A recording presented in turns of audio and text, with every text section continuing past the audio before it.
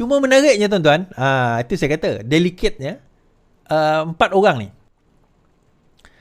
4 MP bersatu mohon tukar tempat duduk di Dewan Rakyat.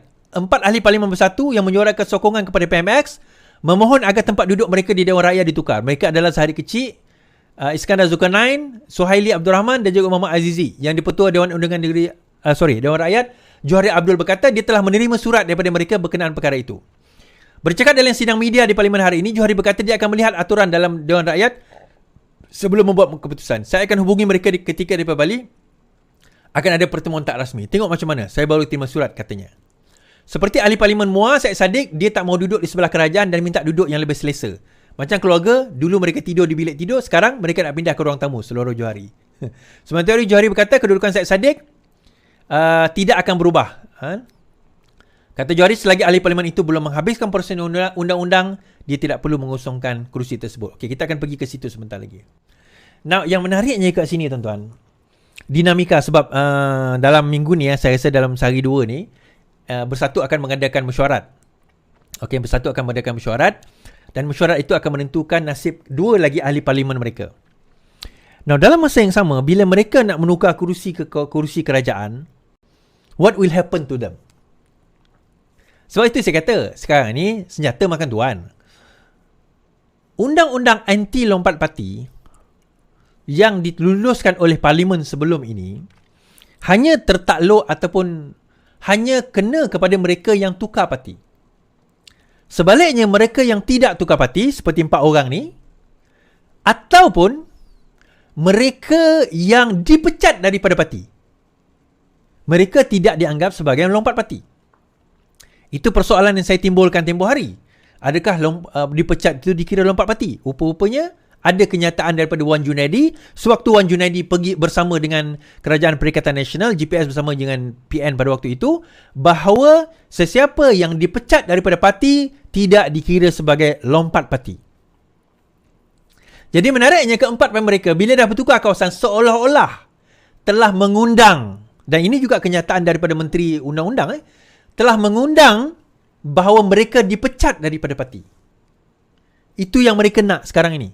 Mereka telah mengundang supaya parti memecat mereka, supaya lebih mudah untuk mereka berada di pihak kerajaan dan tak perlu pun menyertai mana-mana Pakatan Harapan ataupun Barisan Nasional. Cukup mereka menjadi ahli bebas yang menyokong kerajaan. Itu yang boleh berlaku sekarang ini. Jadi dalam situasi dan senario yang ada sekarang ini, saya kata ada 5 yang akan menyokong. MP Bukit Gantang bagi syarat.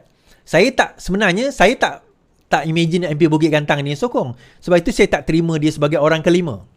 Kalau dia nak sokong, itu terpulang pada dia. Sebenarnya ada seorang lagi, tuan-tuan.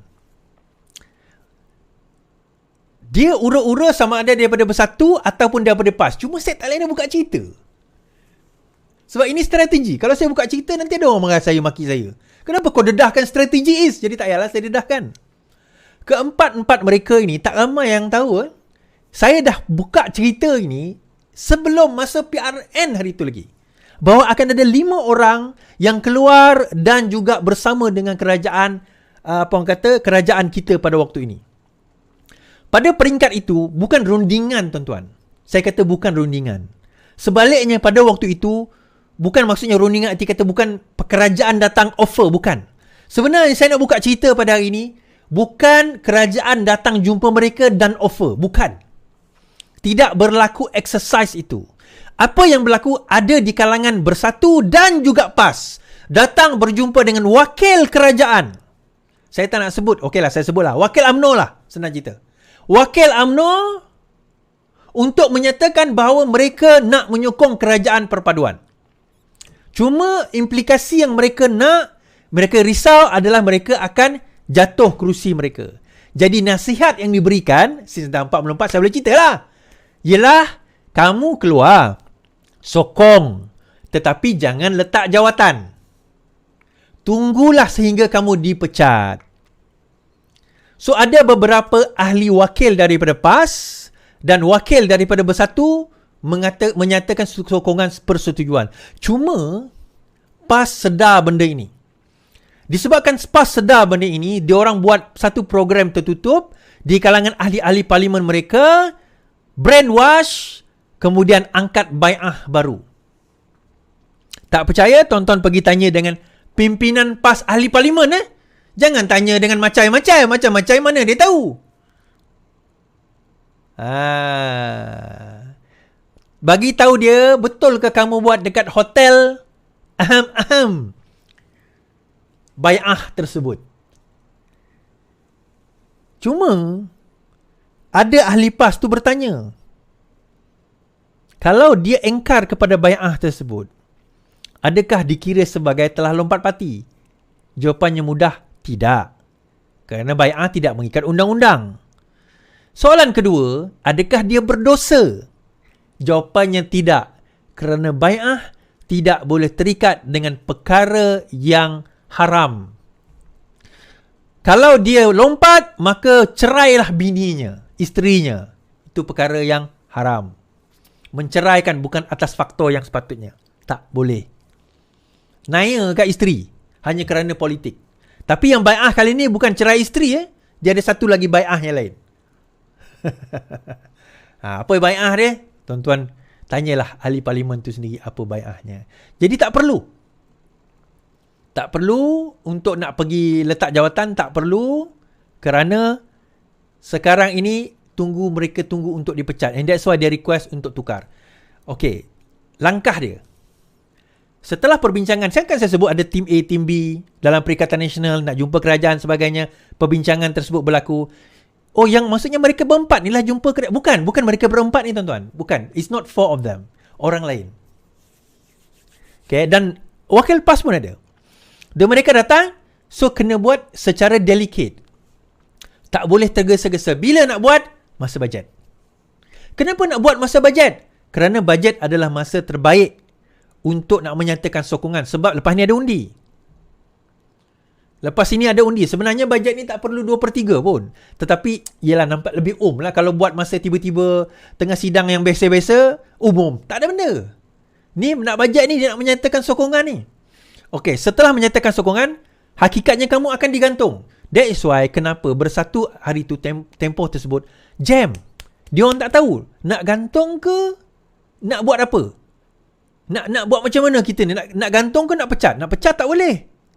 Kerana mereka tahu kalau mereka pecat, dia akan jadi bebas. Kita gantung. Okey, dia ingat gantung selamatlah. Dia kata nak gantung lah. Gantung tak ada implikasi apa-apa. Lepas ini mungkin kami tak akan jadi ahli parlimen dah, tak apa. Dia pun tahu dia tak akan jadi ahli parlimen. Dia tahu dia tak akan jadi ahli parlimen. So, dia nak buat macam mana? So, tak apa. Kita pastikan kita kena pecat. Dia ingat tak, tuan-tuan, cerita P. Ramlee? Ayahanda marah ke?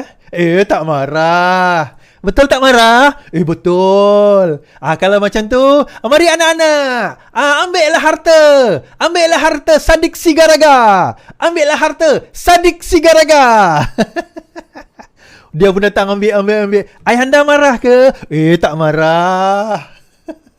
Tu baru kan nama dia Sadik kan? Sadik Sigaraga. Okey, tak apa. Lepas itu, so nak buat dia orang marah dan pecat ni macam mana? Okay, langkah seterusnya setelah menyatakan sokongan, dah gantung tak cukup. Kita kena bagi dia pecat. So, dia buat macam mana? Perbincangan baru-baru ini, minta tukar kerusi. Tak pernah dibuat oleh orang, tuan-tuan. Parti, dia masih duduk dalam parti, tapi kerusi duduk kat kerajaan, sedangkan parti dia pemanggang. Tak ada lagi. Tidak ada lagi dalam sejarah Malaysia. Ini kali pertama. Setahu saya lah. I might be wrong on this. Tahu saya tak ada. Dalam sejarah sekurang-kurangnya dalam sejarah parlimen. Sekarang ini keempat-empat mereka menyatakan nak pindah kerusi kerajaan. So, bila mereka pindah kerusi kerajaan, bila mereka berpindah ke kerusi kerajaan, takkanlah jadi bacul. Bak kita cerita P. Ramlee jugalah. 3 Abdul tu kan. Tiba-tiba, apa orang kata, laki dia ada perempuan lain. Tidur dengan dia. Marah Bila dah marah, kena jual lah. Jangan marah, nanti kena jual. So, kena jual. So, dia nak marah supaya dia kena pecat. So, kita akan tengok tindakan mereka. Adakah mereka akan dipecat atau tidak?